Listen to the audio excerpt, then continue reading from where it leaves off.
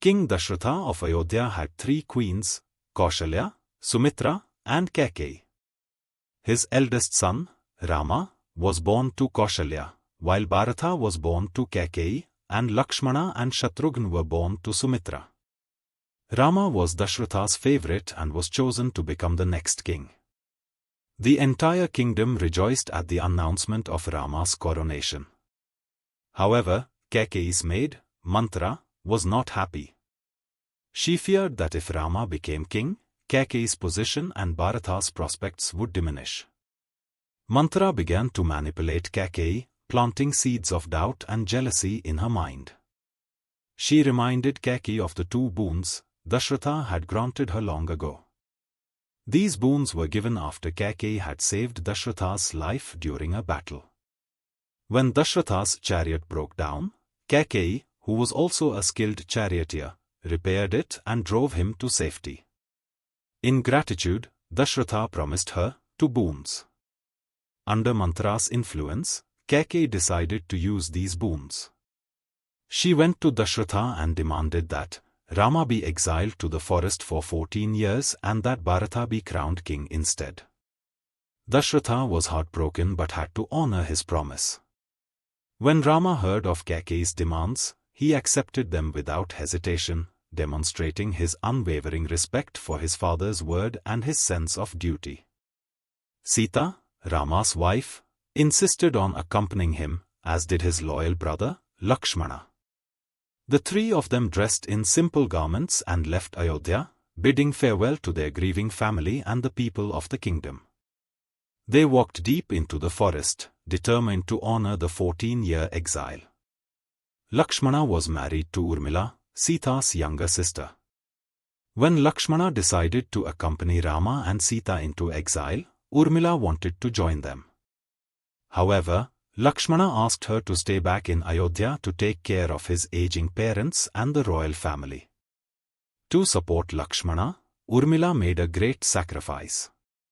She took upon herself the responsibility of Lakshmana's share of sleep for the entire 14 years, allowing Lakshmana to remain ever vigilant and protect Rama and Sita without needing rest.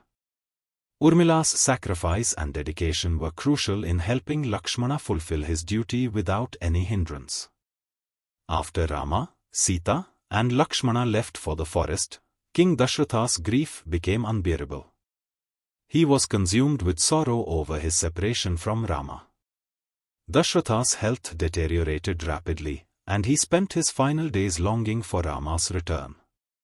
One night, Dasharatha called for Kaushalya and told her about the curse he had received from Shravan Kumar's parents.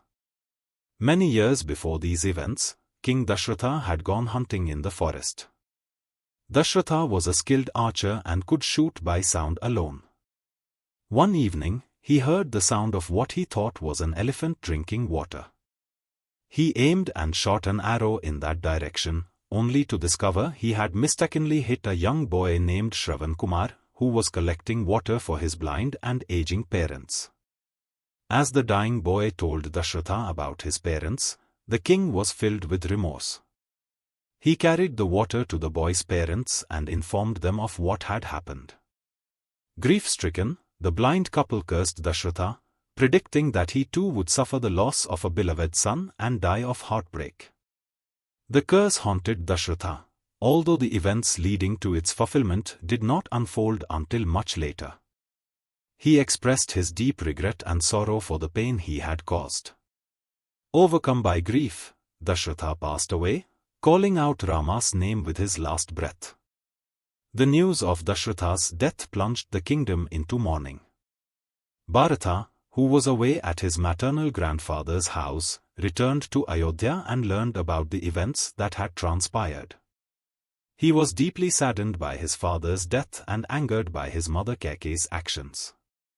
Bharata refused to accept the throne, believing that only Rama had the right to rule. Meanwhile, in the forest, Rama, Sita, and Lakshmana had settled in Chitrakoot, where they built a small hut and lived peacefully.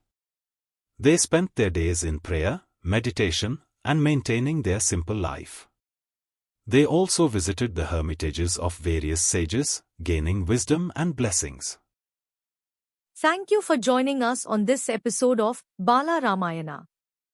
Don't forget to subscribe, like, and hit the bell icon so you don't miss out on the next exciting adventure.